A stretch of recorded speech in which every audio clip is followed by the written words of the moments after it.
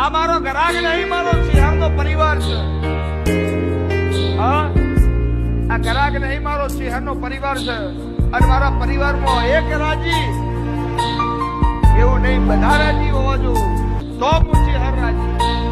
તમારા ઘેર વખો તો મારા સિંહણને વખો, તમારા ઘેર સુખ તો મારા સિંહણને સુખ, તમારા ઘેર દુઃખ તો મારા કાબરી વસાડી નહીં કદી આવે.